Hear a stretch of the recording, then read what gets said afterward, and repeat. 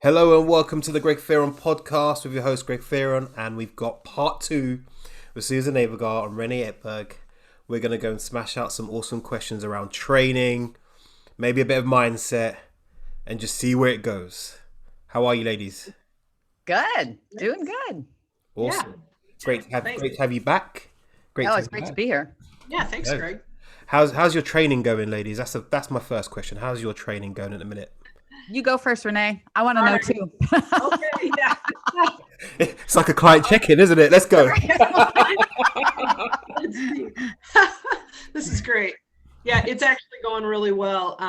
I am back at training after a surgery that I had not on my shoulder, but I had a sarcoma cancer on my shoulder, on the front of it. So had that opened up and it's removed and everything is really good. But I had to be off of training for but from when they did the biopsy, and then I had to wait, and I did a little bit of training in there, and then we did the surgery. I was off. I can't even remember now, but it seems like a really long time. It felt like a really long time. I felt really squishy. But I am back at it, and I think I'm in like my second month now.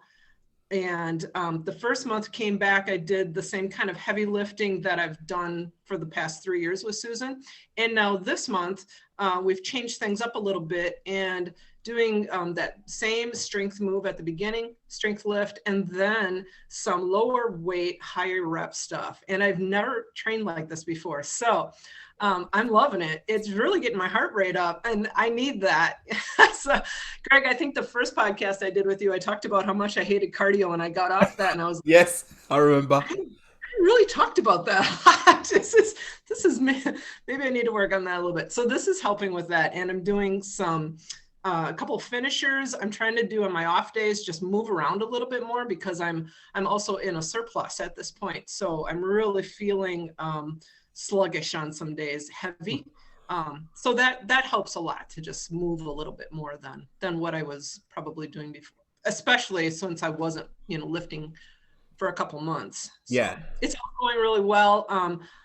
My strength is coming back for sure. It's hard. It's hard for me because I haven't had a break in the 3 years that I've been training. And so this is really the first time that I took an intentional break that I didn't have a choice with, and really saw, like with my push-ups and chin-ups, really difficult to come back and then not be able to do what I was able to do before. But as Susan has told me, just let's make it fun. So rebuilding, and yeah, it is fun. So I'm loving it. So you're feeling that burn with the hypertrophy work, right? Lots of burn, yeah. Love that. Susan, Susan, you're evil.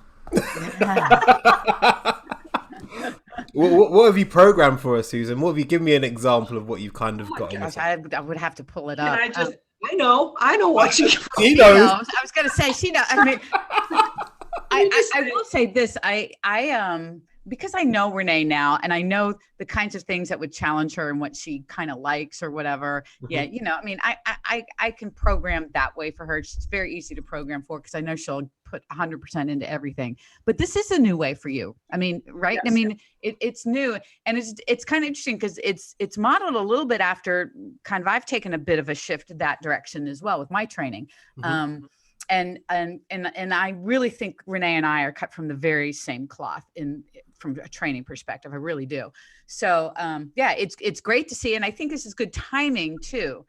It's a great way to work your way back, still building strength, really working on some muscle definition and stuff as she's in the surplus, making real good use of that too. Awesome. So how's your training, Susan? It's been great, actually. I have a whole new way of training now, which is like, it involves cardio. Oh, well. I've seen you on that spin bike a few times. So I was just working out at Jordan's this past weekend, and yeah, another round on that bike of his. But he writes in these bike finishers for me now. So I'm a rule follower. It's in there. I do it. But what I have found is this. First of all, the cardio piece has improved. It improves quickly, very quickly. Like he was commenting, my God, you're like a different person than I was a month ago when I did something up there. So it improves very quickly. That's really kind of cool to see.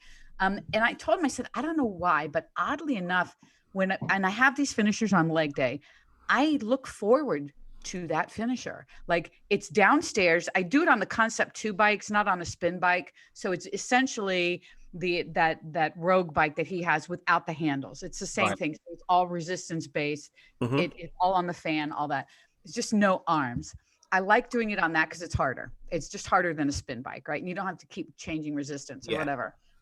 So I look forward to going downstairs to hop on that bike. I don't know. I said, why is that? I hate cardio.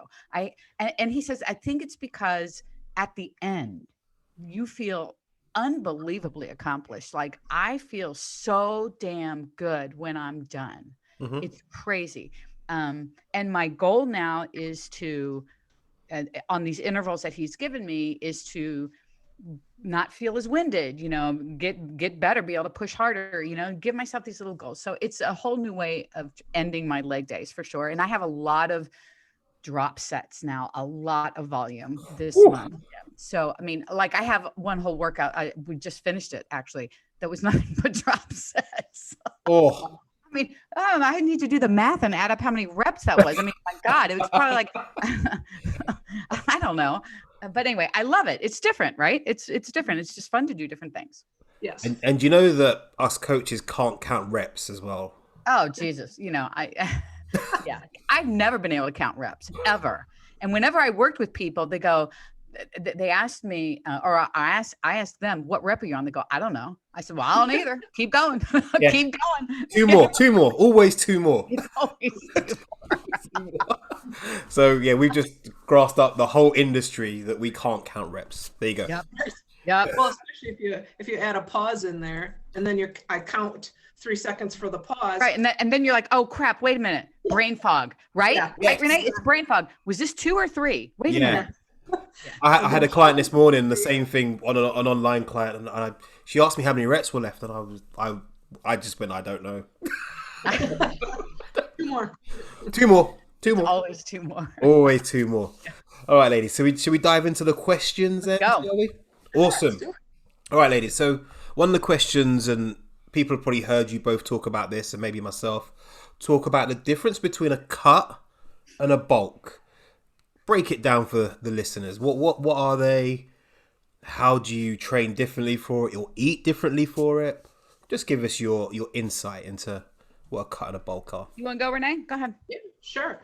So a cut, or another way to define a cut, is eating in a calorie deficit. You're trying to lose fat, lose weight, which is also, two different things, but basically you're decreasing the amount of calories that you're eating, so that you lose weight and lose fat. So when you're doing a bulk, you're doing the opposite. You're in a calorie surplus, and you want to eat more so that you can gain muscle.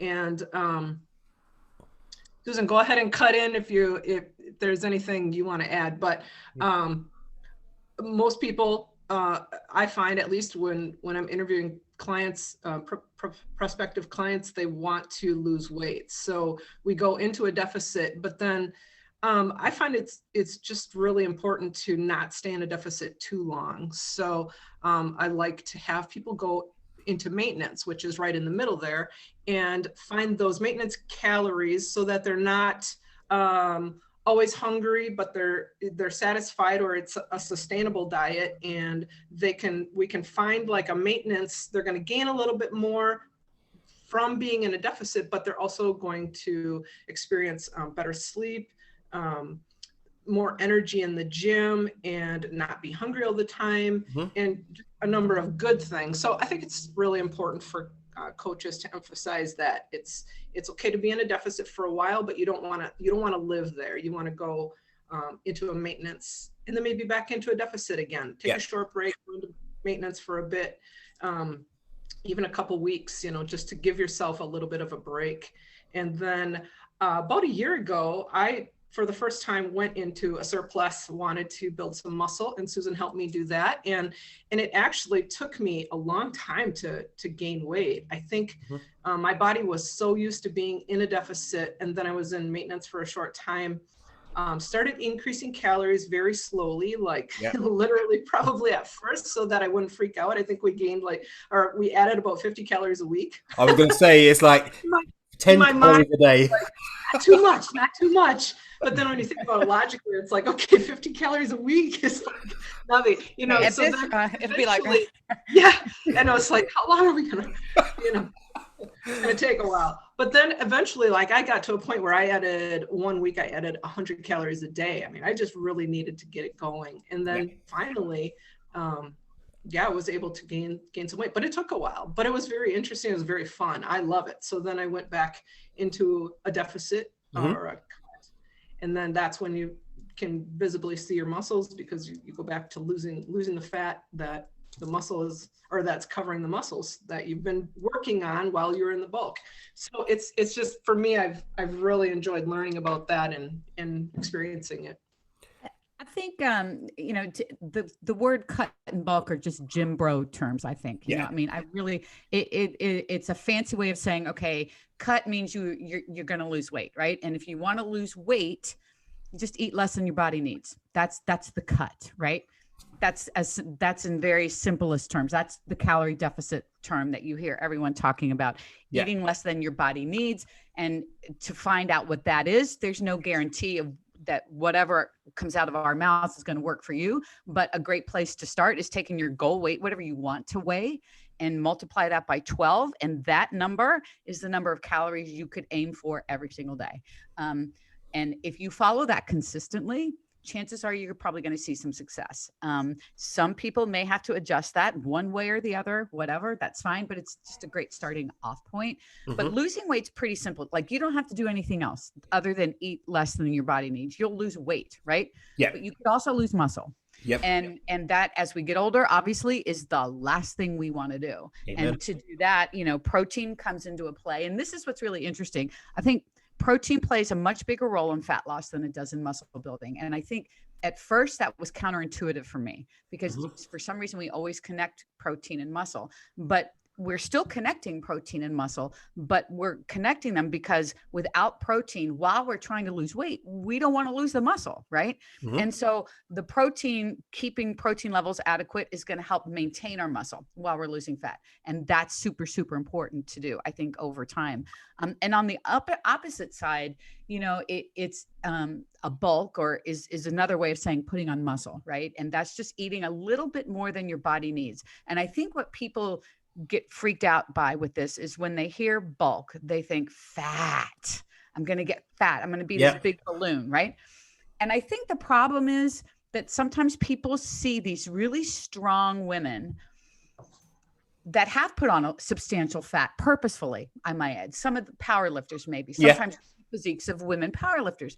And they're like, I don't want to be like that. That's not what, that was done very purposefully for that person, for that person's goals, right?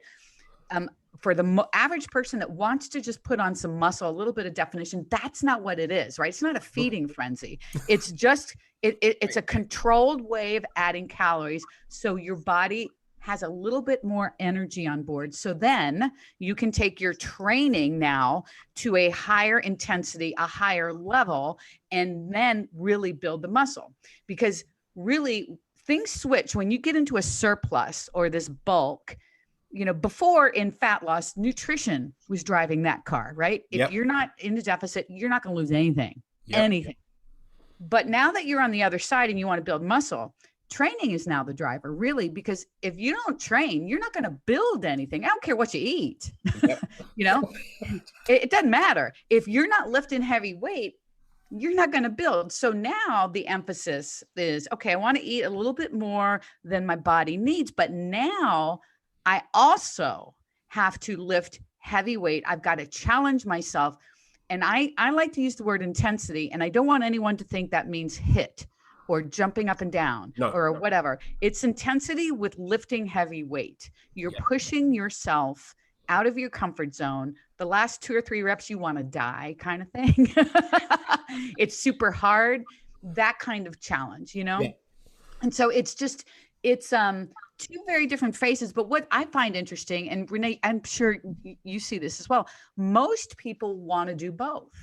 They want to lose weight and build muscle, right? Right. And that's a whole different thing. And I want to do them both at the same time. And, I think, while I think that is possible over a span of time, it's obviously not possible in the moment of time, right? You have to be either in a deficit to lose, surplus to gain. But if you think broadly into a bigger period of time, you could do 3 months in a deficit, 3 months in a build or bulk or surplus, whatever you want to call it. Yeah. And then by the end of 6 months, you will have done both. And that's usually the most efficient way for people to do it. I mean, I think the people can do it. I think it can be slower and way more frustrating because you don't know how to judge your progress. You have, am I eating enough? Am I eating too much? I don't know. What's the scale doing? Do I see any muscle yet? No. I mean, there's too many things. Focus on doing something well, for like 3 months, right? I say 3 months, it can be for whatever, right? And then move on. But I think people want to do both. I think it's that mentality of wanting to do everything this second. Mm-hmm, so I'm going to come and work with you guys and I'm going to instantly look like you guys in 2 weeks of being a calorie deficit. I think that's the issue. And obviously beginners can make some quite rapid changes. But if you've been doing this diet thing for a while, it's going to take a while. I think I read somewhere, if you walk into the woods far enough, you have to walk back out. Yeah. Absolutely. Yeah. I just think people, especially people who have struggled for a lot of their life with the scale, right? Maybe they finally get the scale to go down. They finally get this worked out and now they want to put on some muscle. And now the mindset of that, I mean, Renee went through it. I've been through it where, oh my God, I'm purposefully trying to get it to go the other way. What the hell's wrong with me? I mean, it doesn't sound like it would be that hard to overcome, but it's really hard to overcome. It is really hard. I mean, I remember too, having this amount of calories and I'm tracking and it's like, well, I have 300 calories left and I'm in a surplus and I'm really not that hungry, but I need to eat them. I need to eat those. So there's, you get used to that and there's ways, well, some peanut butter or, there's different ways to make it not so difficult. But in my mind, it was really difficult. Mm-hmm. Why am I now eating when I'm really not that hungry? Yes. Right. Because it's always we've trained ourselves for so many years, or at least I did, to think, okay, I'm not hungry. This is good. I'm not going to eat until tomorrow. I'm good. But it's funny. It's like when you lose weight, you have to go through periods of being hungry. Right. Yep. I mean, that's part of the game. And all the hunger police people come out and say, oh, no, no, it's your body telling you, and it's like, no, we're not talking starvation here. It's not like you haven't eaten in 3 days. OK, we're talking hunger, just a little bit of hunger. You have to experience that. And if you're in a deficit and you don't experience hunger, my guess is you're probably not losing weight like you would like to lose weight. Right. But on the other side of that, like Renee was saying, sometimes you have to eat when you're not hungry on the surplus side, right? If you really want to keep adding calories. And that was, when I was in my surplus, the whole first month, I was bull crapping myself around that I wasn't hungry, and Jordan and I talked about that this past weekend, how he and I did a podcast together. And literally we talked about that on a podcast. I'm like, oh, called out. Okay. Yeah, I was. I mean, it was one of those things. I wasn't hungry in quotes because I didn't want to see the scale go up. That was what was driving it, was fear. Right. And you had to kind of bust through that and say, okay, worst case scenario is I don't like how I look or whatever. And I'll just reverse it and go back, into a cut or whatever, which I never did, by the way. I ended up really liking it. So I've just been staying here, but that's always the option, right? You can always refine it and play with it. Yes. Right. And I remember you telling me that, Susan, if this becomes too much, we take a break, you know what to do. Yeah. It's really funny when you put clients' calories up. I've been doing that with a lot of my ladies lately, just saying, calories up, ladies, calories up. And it's like, oh my God, I'm gonna gain weight. I'm gonna gain loads of weight in like 2 minutes. Yeah. That's what we think, and we just have to call ourselves out on that. you know, and just say, no, you will be fine. You know, you're not eating 7,000 calories extra a day, right? Yeah. You're eating maybe a couple hundred or whatever it is, you know? I mean, it just feels different. We just have to be firm with what we're doing and call ourselves out, because if you do that, it gets easier and easier, because you start to see, oh, you know what? I'm not really changing, am I? I mean, it's okay. I'm not like ballooning up. I haven't turned into an Oompa Loompa. I'm good. The Michelin Man. Stay Puft. Yeah, that's the one. Stay Puft, man. Stay Puft. That's the one. That's the one. Yeah. All right, ladies. So what are this is a question that really, I always find a struggle, because I'm like, you can't spot reduce. But the question was, what are your favorite and best exercises for each body part? Let's work from the top down, ladies. Let's go. Shoulders first. Oh, check. I'm a big fan of lateral raises. Yep. I've become a huge fan of and it's funny because in my program this month, I have a massive cluster set of lateral raises, and they're supposed to be heavy because it's like 5, 5, 5. It's 4 groups of 5. Okay.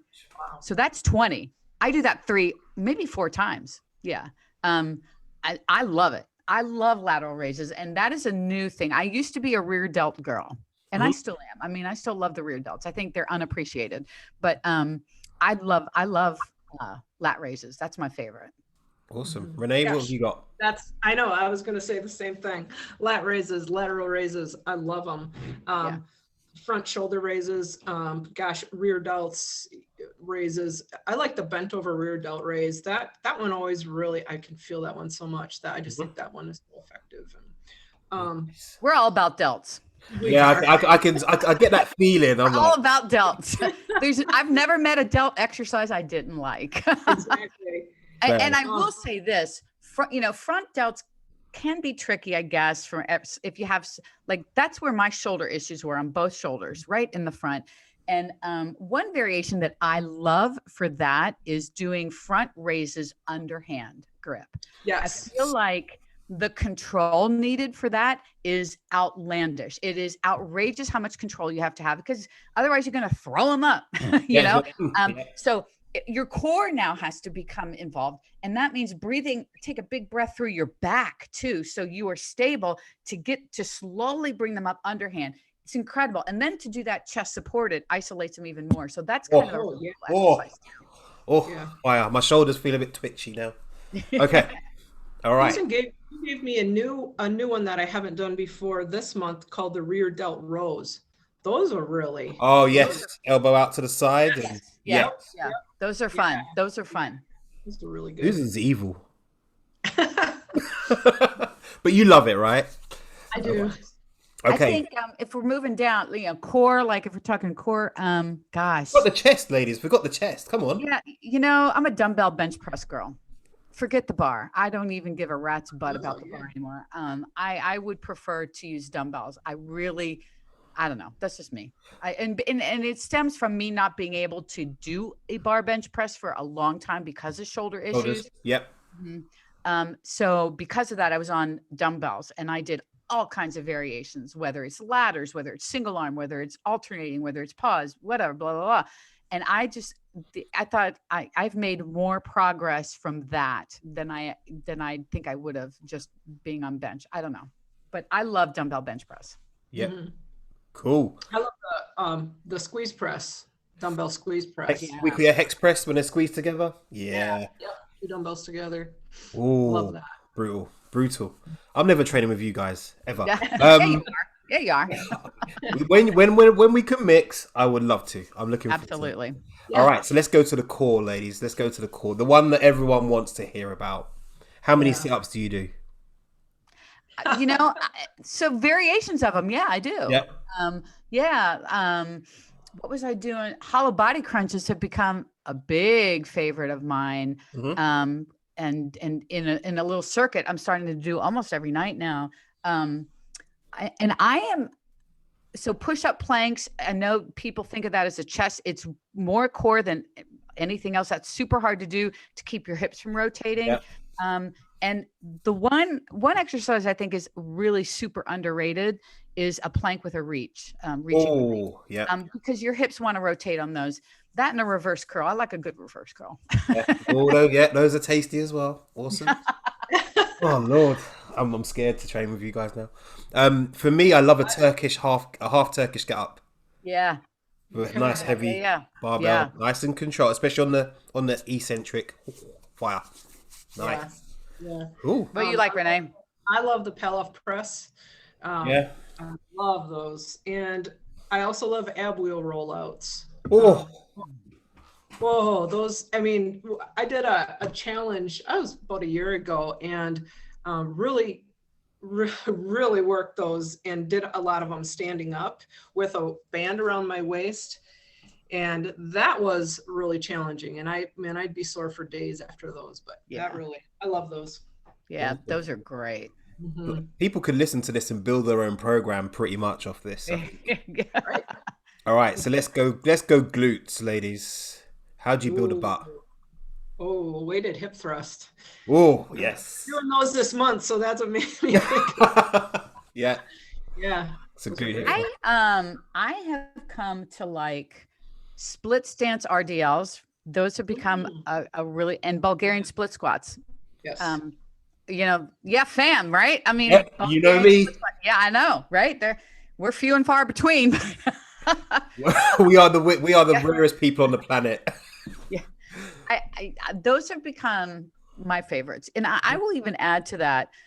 And these are exercises that I don't think get at the top of a glute list for a lot of people, right? Yep. They're not the ones that people talk about. But the split stance RDL, I love a lot. Like I said, as Bulgarian split squats, when you do those right, you will feel your butt for a long time. And then the other one is taking a single leg RDL and doing it super slow, just with constant tension, where there's no stopping and resting in between reps. Ooh. If that doesn't burn up your butt, nothing will. Oh. I think the challenge with the single leg stuff for a lot of people is the technique, and that's the real. Yeah. 100%. And I just want to throw out there with this that people seem to think, and balance plays a role, right? In all of this, especially with the single leg RDL kind of thing. Hold on to something. Yes. If the goal is to work that exercise for balance, then don't hold on to anything. You're working it for a different purpose. But if the goal is to work your glute, put your hand on something and grab as heavy as you can. And that's what it becomes about, right? You don't want balance to interfere with that. And I think that was a light bulb moment with Jordan a good while ago about that, because I think there are two different purposes. And I think we need to be very clear. It's not less than to stabilize yourself if the goal is to lift heavy. Yep. Right? If the goal is to add weight, if your goal is to work on balance, the weight's not a factor. Now you don't want to hold on to anything, and you want to practice that movement maybe without anything and work on balance.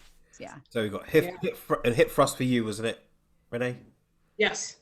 I love a 1.5 single leg hip thrust. Oh man. I was going to say the same thing. Yep. Yeah, it's tough. Superset. Also, a single leg glute bridge. I found. So I was having some issues with glute medius, and I went to a physical therapist, and she really showed me how when you do a single leg glute bridge and you your hips even and don't let your hips turn to one side, that is really tough. Yeah. I've gotten a new appreciation for those as well. So superset the single leg hip thrust with Bulgarian split squats. And you have to do one side at a time. All the time. You've had that, I'm sure. I know, because I've programmed that. I programmed that superset. Yes. Nice. Okay, so let's go quads. I have become a huge fan of sissy squats. Oh. I love them. They're hard. I mean, I am a work in progress with those. But I have grown to love those. And I also have grown to love, and I experimented with this when I was in a hotel room, when I wanted to do a little leg circuit, like a reverse Nordic curl. The Nordic curls, if you're in a tall kneeling position, you go forward, you're working your hamstrings. But if you're in the tall kneeling and you go backwards, you're working your quads. And so the idea is to keep everything straight, right? And go back. And I rigged it up so I was right next to the bed. So the bed was right behind me, the hotel bed. So I didn't kill myself. Overextend. Yeah. It was just right at the right spot. So my goal was to get back to the bed, tap it, and come up, kind of thing. Holy quads. You don't need anything for that. I'm thinking of like a MacGyver type way you can make that harder with a band. I'll think about it and I'll come back. Do it. Right. I'll practice it. What's your favorite, Greg? For quads. Love a split squat. Love it. Not a front elevated split squat. For me, is one of my favorites. So love a Bulgarian, but also a front elevated split squat for me. Okay. With a nice 3 or 4 second eccentric. Ooh, yeah. It's all about that tempo. Yeah, for sure. So what about you, Renee? Well, I love squats of all variations. I love a sumo goblet squat with a pause. I mean, anything like that. Probably, I love the barbell back squat is one of my favorite lifts. I love those. Which are really hard because there's a lot of people that can't do back squats. Yes. They need a lot of work, shoulder and chest mobility, right? So, but goblet squats are a perfect substitute. Awesome. So hamstrings.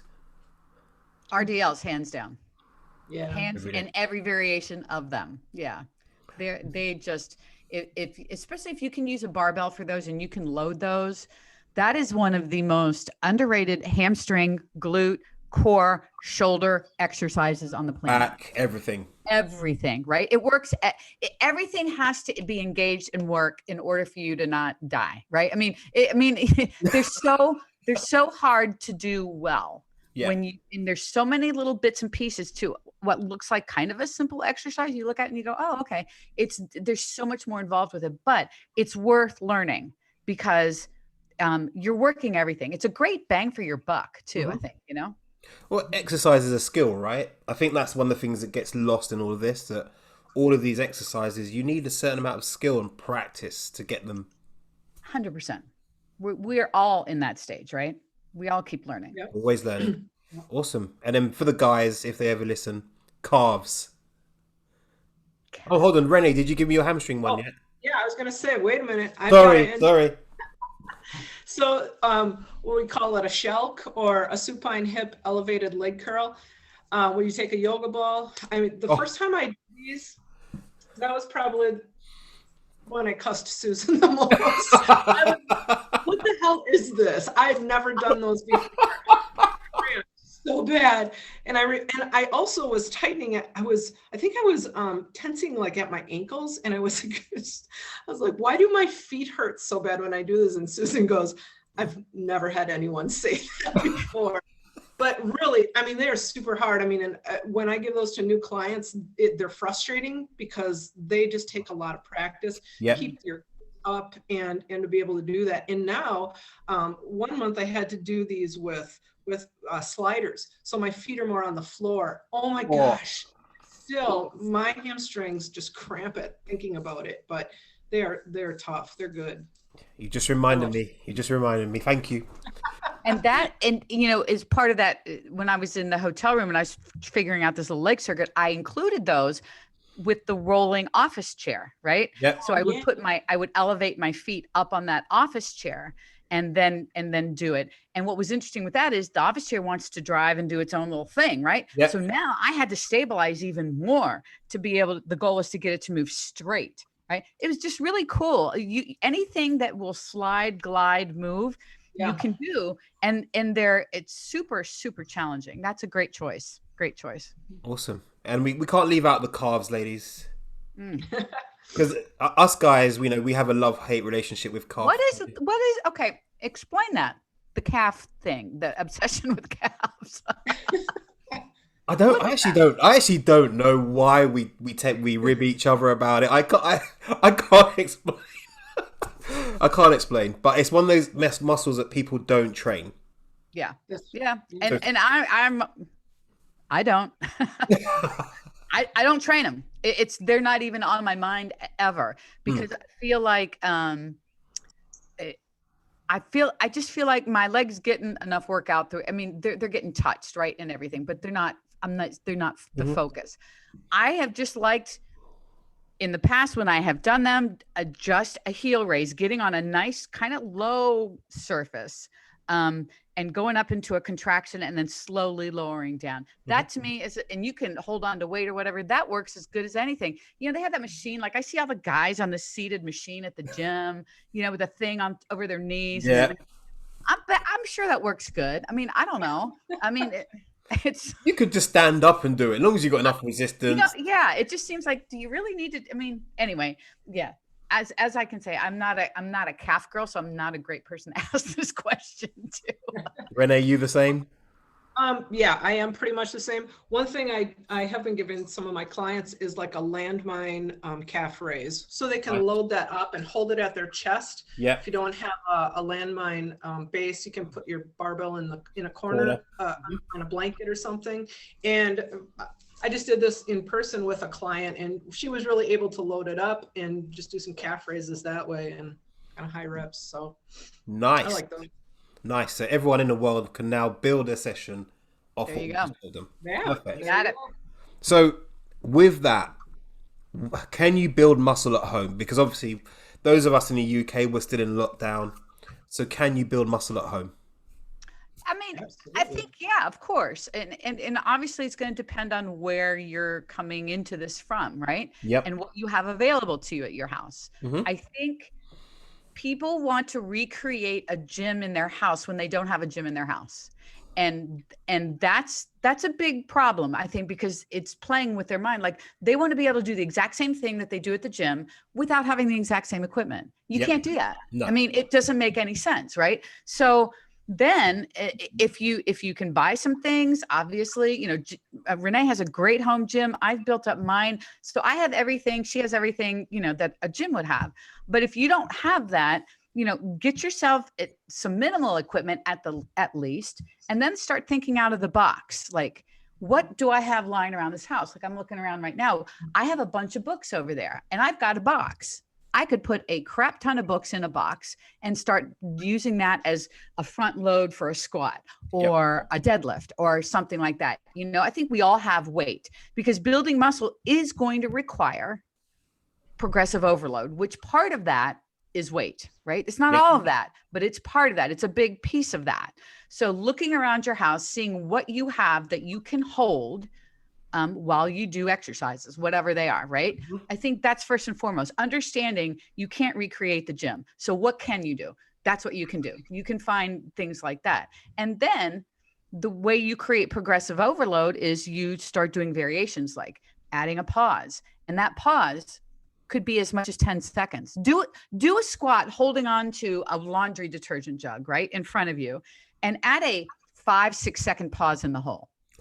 Yep. Okay. I'm not talking about like a pause, a split second. Count Mississippis. 1 Mississippi, 2 Mississippi, 3, you know? I mean, do that legit.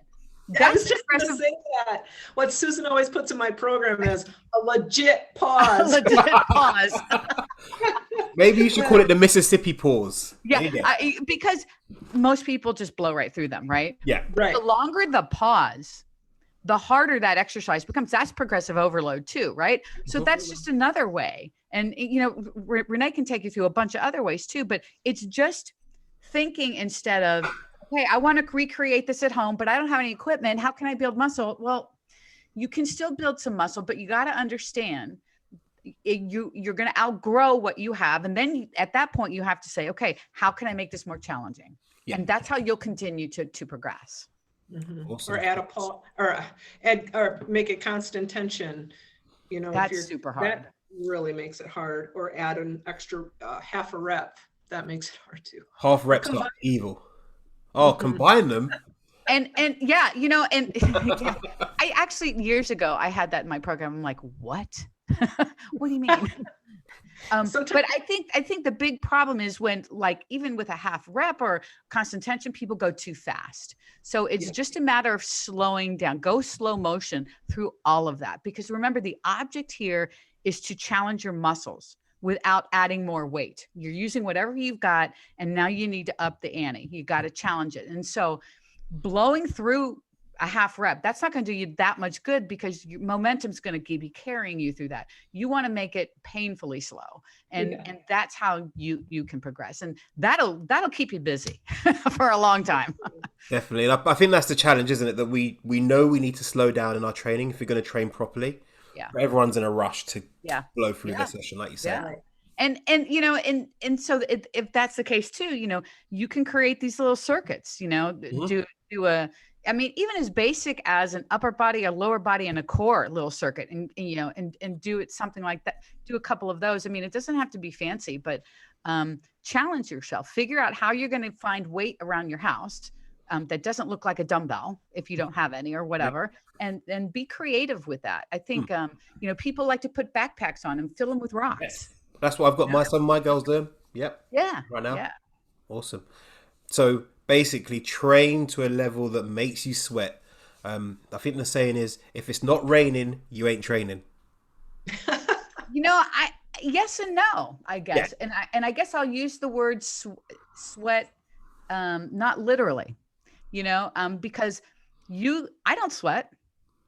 Yeah, I don't sweat that much. I'm not a sweater, you know, and if I were to judge my workouts based on me sweating, I would have no good workouts, you know, because I just don't sweat until I get on that stupid bike. I sweat on that bike. It's so funny. Cardio. I sweat when I strength train, but on that, as soon as I do, like I have a spin bike here now, and when I do a spin class, I'll sweat, and when I do that stupid bike at the gym, I'll sweat.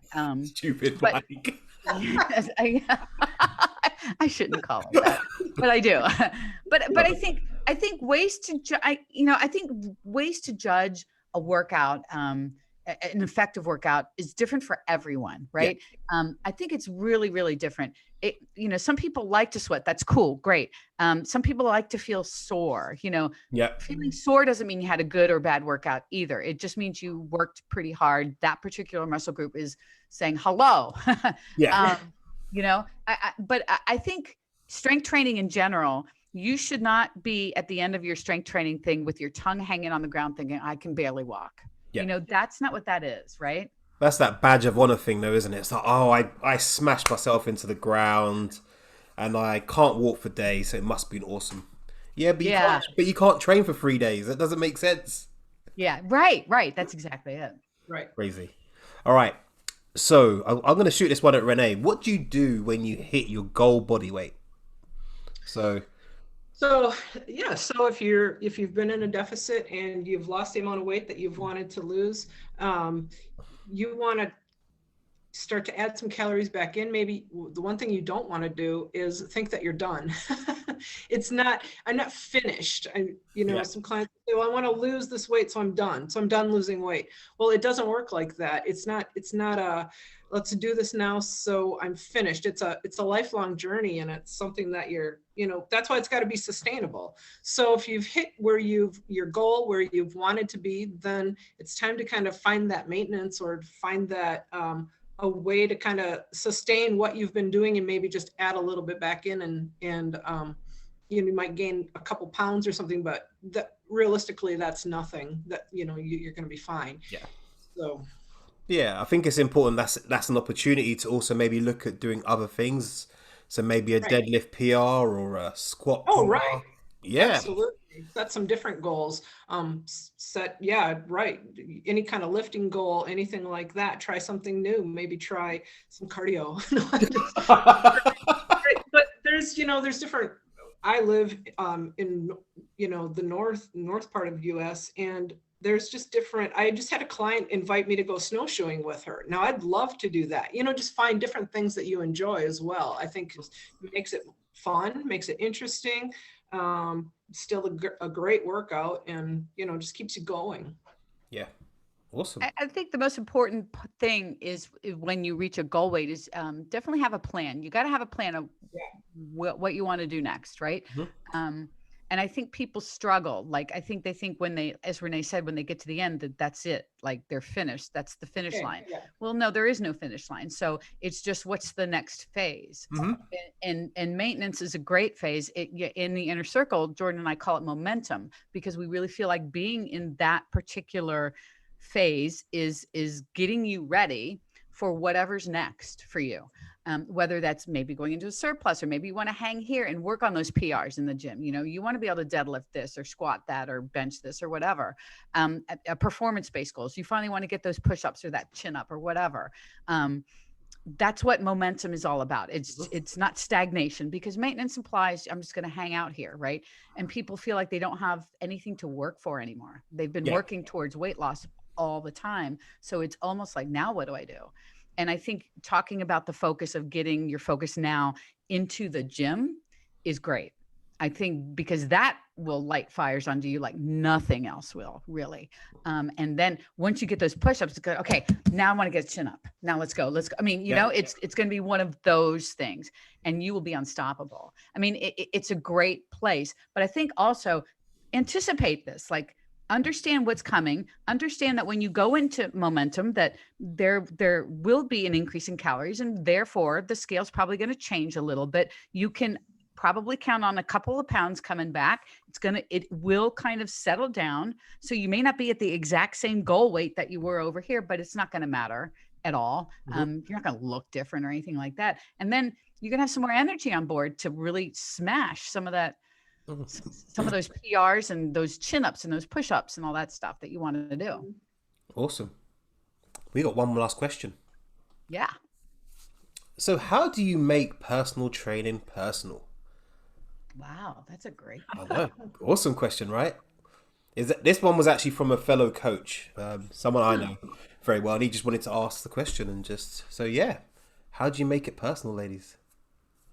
You know, when I was training in person, back up for a second, I come from an education background, right? So I was a teacher and a school counselor, and I talk to people for a living. That's what I did for most of my career. I love to talk, as you can tell, and I don't shut up. And I thought it would be a great marriage between that profession, the psychology piece that I already did, and the passion that I had for the gym, put them together. And I think that part, the psychology piece and the counseling piece, if you will, the human piece, is the most important piece of it all. Like, to make sure that your client feels like they're being listened to, that's essential. Listening skills, being able to reflect back what they're saying so they feel like you're actually listening. Whether and this goes even in the online space, figuring out ways to communicate with people in the online space that can replicate that. It's not the same as in person. It's just not, right? But doesn't mean you can't do that. And everybody's different with that, and what works for them. Everybody is different. Everybody, you know, some people need more maintenance and more touchy than other people. You know, I mean, it's all very different. But I think the skills of listening and attention, being attentive and being able to reflect back what they're saying, and the relationship is what makes personal training personal. Focusing on those things and not so much numbers and whatever, you know. I think that is, we can all learn anatomy. We can all learn how to perform an RDL or whatever. We all can learn how to do that. It's also in how you teach somebody to do it. I think that's super important as well. That comes with the communication piece. So I guess I'm, in a long-winded way, I'm saying the communication piece all wrapped up is the priority, without a doubt. Awesome.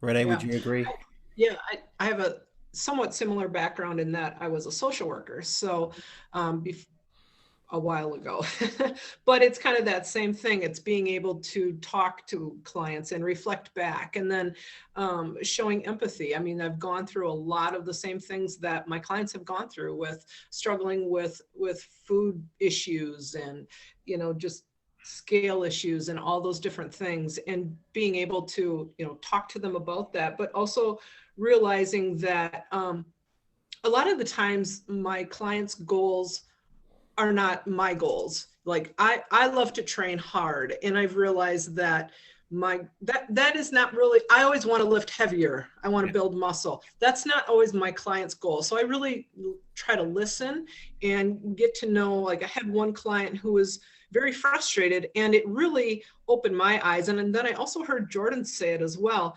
that that doesn't always have to be the goal to lift heavier. And I think this client's husband was always saying, I think you could lift heavier. I think you could go heavier than what you're doing. And she got really frustrated and almost gave up on all of it.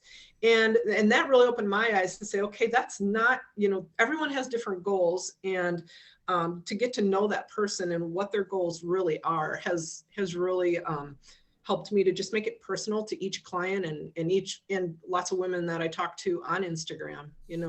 What do you want to work towards? It doesn't have to be lifting harder. It doesn't have to be losing weight. Everyone's just got their own, such a different story, where they've come from, what they're going through, what things are hard for them. And just like Susan said, just being able to listen to them. And that is so much of it with so many of the clients, is that they feel like they're being heard, and they're not, the frustration that they have felt for so many years. Yeah, I get it. I get it. Yeah. Talk to me about it. And sometimes it's not actually the weight they want to lose. It's actually something else behind that. Mm-hmm. Oh, absolutely. Absolutely it is. So someone asked me once if my counseling stuff has been helpful. And I'm like, it's helpful. I mean, I use it every day, every single day. So and I feel like that was a huge advantage for me coming into this industry. Huge, because I got that piece. I don't even have to think about that piece. I had to think about all the other stuff. Right. Yeah. And most people are coming the other way. Right. And I don't know which is easiest, which is hardest. It was just very different. I was on kind of a different angle. And Nick Tomanello told me this one time, and I totally agree with him, especially from if you're training in person. That is, sometimes, and this happened to me too when I was working at a gym, I would have people that would come in, clients, and all they wanted was their ass kicked. I mean, they didn't want to lose weight. They didn't want to get a chin up. None of those things. That wasn't their goal, right? As Renee said, everyone has their own goals, right? Their goal was they didn't want to think, they wanted to be told what to do and have someone kick their ass. Okay, done. We can do that. Is that something that would be a goal for me? No, but that doesn't mean it's their goal. It's not their goal. So I had at one point to really rethink that too, because I'm thinking, no, you don't want to do that. This is what, you really want to do this. And then you have to think, no, that's not what they want to do. And that separation was hard too. So I get it. As Renee said, it was, you have to have your eyes open, but I think that's a true statement. I think that not everyone is into wanting to do the things that we're passionate about, maybe. Yeah. Right. Yeah. Definitely. Nail on the head. That was perfect, ladies. So I was going to wrap it up. This has been awesome again. That's been great. I think there's going to be a three-peat at some point, hopefully. You know where to find us. Oh, yes. Susan, I saw on the interwebs that you have a book. I do. Well, tell people. It's coming. Yeah. So what's that about? What's the deal? The release date that I put out on social media was February 7th. And I hesitate with that only because I might tweak that slightly, but it wouldn't be by much. But February 7th, it'll be on Amazon. And it is basically a memoir, kind of story about me in my life, but centered around fitness and all the mistakes I made. And anyone in my age bracket will read this and nod because, oh yeah, I remember that. Yeah, I did that too. Yeah. I mean, back from the 90s. I mean, I rewind the clock pretty far and talk about the time periods and what it was like and jazzercise. I did jazzercise, for God's sakes. I mean, I did all of those, Jenny Craig, chocolate squares, appetite suppressants. Jane Fonda. Yeah, I didn't mention her by name, but yeah, I did stuff like Richard Simmons. I mean, you could go through the whole list, but it's kind of a progressive story in how it started to change and what really changed it and how that changed my life and how the business was built, how the inner circle came about, how we do that. And then a how-to section at the end with literally, okay, talking about here's how you need to set everything to lose weight. Here's what you need to do. from the training, from the calorie stuff, from the mindset piece, about 5 sample workouts in there. So it ends with kind of a little how-to section, but it's not, and I say this, it is not a hard read. It's super simple. Even I can read it. Awesome. I'm not like full of big words. Okay. This is pretty basic stuff. It'll go very fast. It'll be relatable, I think, the most important thing. But I hope the message in the book is that you can do this. It's not too late. You think it is, but it's not. And that's the whole purpose of me doing it. It's not like in 7th grade, I did this, and then 8th grade, I did this, and in 9th grade, I was doing this. That's not what this is. A little bit of family in there. That's it. And then we get down to the nitty gritty. Mistake number 1. Awesome. I can't wait to read it. And Thank then, you. Me too. I'm super excited. And then Renee's going to do her book, right? Is that the plan? I've been told a few times you could probably write a book, but I don't know if I actually will. Yeah. I know. I've been getting that a lot as well lately. I'm like, Greg, write a book. I'm like, I don't know if I've got time.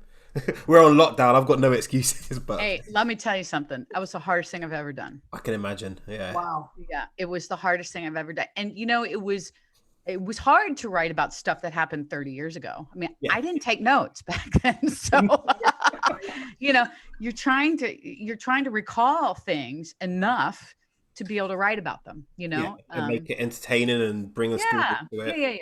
Yeah. I mean, so it was very, very, very challenging. And in the world of self-publishing, that's a whole brutal another day, but that's tough. That's tough. I've learned a ton the hard way. All right, ladies, this has been absolutely fabulous again. Love having you guys on. We're going to do a 3-peat at some point. Thank you. Absolutely. I can't wait for that. So thank you. Yeah, I'll get this out very soon to the world. And again, thank you for coming on, sharing your awesome knowledge. Just love you guys. Thank you, Greg. We love you Thanks, too. Greg. Thank you. you. All right, ladies. Thank you. Bye-bye. Bye. Bye-bye.